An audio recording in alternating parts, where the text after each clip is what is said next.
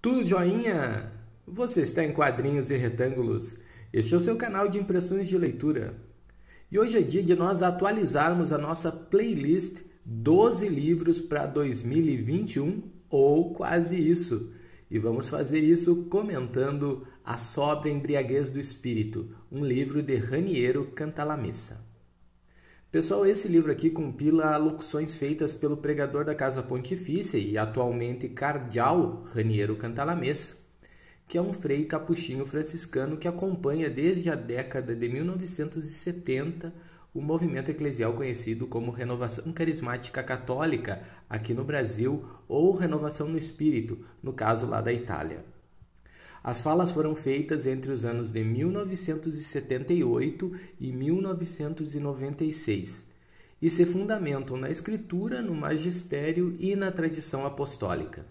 Todas elas estão repletas de testemunhos históricos de diversos santos e padres da Igreja, tais como Agostinho, e nós já temos inclusive aqui no canal o nosso vídeo sobre as confissões de Santo Agostinho, vou deixar linkado aqui para você poder assistir também. Mas além dele, tem também referências a Clemente de Alexandria, Ambrósio, Basílio, Cirilo de Jerusalém, Inácio de Antioquia, Atanásio, Irineu de Lyon, Gregório Nazianzeno, Teófilo de Antioquia, Tomás de Aquino, Teresa d'Ávila, que aliás nós também já temos 2 vídeos comentando escritos de Santa Teresa d'Ávila, vou deixar o link aqui também. E além dela, segue a lista, né? São João da Cruz, São Leão Magno, Gregório de Nissa, Paulo VI, João Paulo II, além, é claro, de São Francisco de Assis, o fundador da ordem a qual pertence o Raniero Cantalamessa, e outras fontes, tais como Tertuliano, o filósofo Kierkegaard e ainda citações e referências a Imitação de Cristo, que também já tem vídeo aqui no canal comentando. A primeira pregação apresentada data então de 1978 e foi dirigida aos carismáticos italianos por ocasião de sua primeira convocação nacional. Esse texto dá título à obra e desenvolve elementos de um discurso do então Papa Paulo VI no Pentecostes de 1975. O Raniero aprofunda na Escritura e nos padres apostólicos o significado da sóbria embriaguez, entendida aqui como um transbordamento espiritual que entusiasma e que anima o anúncio do Evangelho e a vivência dos dons do Espírito, mas também que se traduz em obras e em uma vida santa. Essa vida no Espírito é compreendida por ele como uma estrada obrigatória para todos os cristãos, e andar por ela é seguir a Cristo. O Frei lembra, porém, que há exigências nesse caminho. Uma vida pessoal santa, especialmente no âmbito sexual, ou seja, ele trata da pureza. A humildade de quem se reconhece servo e não o centro.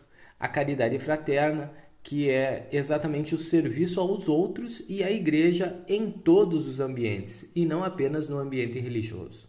Aliás, essa relação de requisitos perpassa todo o livro.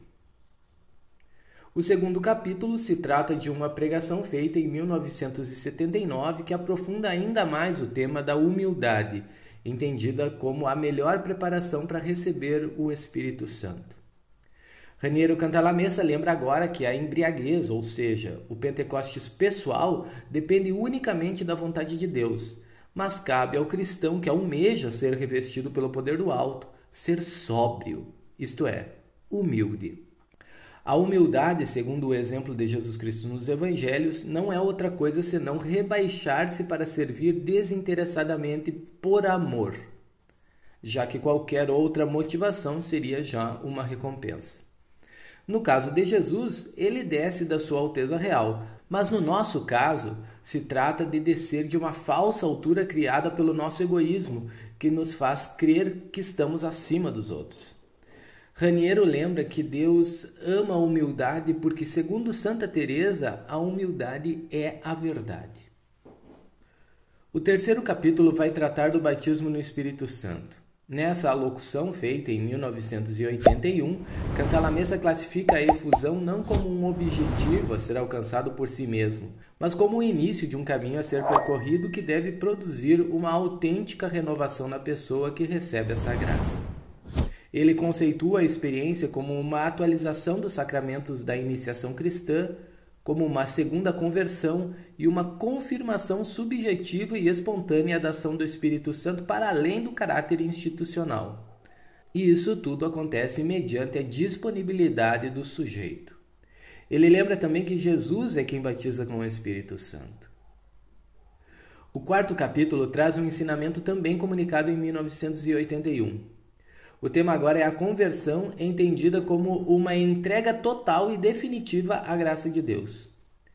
Raniero explora a dinâmica da conversão das obras para a fé presente nos evangelhos e a posterior conversão da fé para as obras, que é uma ideia presente na pregação apostólica. A conversão como um todo, segundo ele, exige docilidade, livre adesão e seguimento, e convida a dar o passo dos carismas para os frutos do Espírito, para alcançar a fé que atua pela caridade. O quinto capítulo é uma pregação de 1982 sobre os carismas, entendidos como um dom dado a cada um para a utilidade de todos e do qual a Igreja não pode prescindir. No entanto, os dons devem ser exercidos na obediência, sem hipocrisia ou amor próprio. No sexto capítulo, nos é explicado o sentido do nome de Deus, sobre como Jesus herdou o nome que está acima de todo nome e como devemos agir para sermos em Cristo. O Frei insiste na necessidade da humildade e da obediência, além de salientar que a missão da RCC, Movimento Eclesial, é proclamar o senhorio real e vivo de Jesus por meio de seu Espírito na Igreja. Esse ensinamento data de 1983. Já o sétimo capítulo é do mesmo ano e fala da RCC no contexto da Igreja Católica e exorta a unidade, a humildade, a obediência e a colaboração com o bispo e as igrejas locais como forma de discernimento dos espíritos. E o Frei aqui é bem taxativo. É melhor morrer na igreja do que viver fora dela. O oitavo capítulo trata da conversão como um imperativo. Nessa pregação de 1985, o autor desenvolve o tema da lei e da graça e apresenta a mortificação como palavra-chave. Ele encerra esse ensinamento trazendo à tona um trecho de um sermão de Santo Agostinho que testemunha a manifestação do canto em línguas na época patrística, chamada então de júbilo. O nono capítulo é de 1987 e localiza a RCC, Movimento Eclesial, como um lugar de catequese mistagógica, além de explicar o sentido e a utilidade do batismo de Jesus no Jordão e sua unção com o Espírito Santo. Ele ainda acrescenta ao tema da consagração as virtudes da modéstia e da pureza. Os capítulos 10 e 11 contêm ensinamentos proferidos em 1989 sobre a perspectiva da eternidade, combatendo certa tendência materialista de origem marxista que silencia a esperança cristã e reduz a religião a um aqui e agora, empenhado histórica e unicamente com a melhora desse mundo e da vida atual, sem um olhar sequer para as realidades espirituais vindouras, consideradas pelo pensamento marxista como alienantes. Nessa ocasião, o Frei Raniero Cantalamessa foi convidado para pregar sobre cura dos males desta vida, mas o que ele faz é mostrar que o maior anseio do cristão deve ser a cura definitiva, a eternidade. Essa forma de ver, longe de defender a inércia, exorta a fé que age pela caridade e a evitar o cada um por si, substituindo então esse cada um por si pelo um por todos. A partir do 12º capítulo, lembrando que esse livro tem 15 capítulos, o Frei Raniero Cantalamessa foca na atualidade do batismo no Espírito Santo, na utilidade do exercício dos carismas e no aspecto ecumênico da experiência pentecostal. Os 4 capítulos finais formam um conjunto de pregações realizadas na década de 1990 e tratam também da força curadora e santificadora do Espírito e do seu mover para a unidade e a conversão dos cristãos. E para isso, ele cita inclusive, embora que ainda indiretamente, um trecho de um discurso de Pentecostes feito por Lutero. Para Raniero Cantalamessa, É fruto deste perene Pentecostes o reconhecimento de Deus como Pai e de Jesus como o Senhor.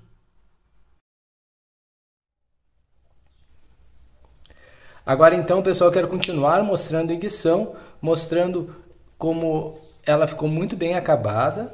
Ela tem essa coloração amarelada nas páginas que ajuda com que as vistas não fiquem tão cansadas. Apresenta orelhas, inclusive com a foto do autor. E, infelizmente, ela possui alguns pequenos erros de digitação e falhas de revisão, mas nada disso interfere na nossa experiência de leitura. Pessoal, esse foi o nosso vídeo do mês de agosto para o nosso desafio 12 livros para 2021, ou quase isso. Se você perdeu os vídeos anteriores, dá uma olhada na playlist aqui do canal. Não esquece de deixar o seu like e deixar também aqui nos comentários a sua impressão de leitura, caso você conheça essa obra aqui. Até a próxima! E não te esquece, se inscreve no canal.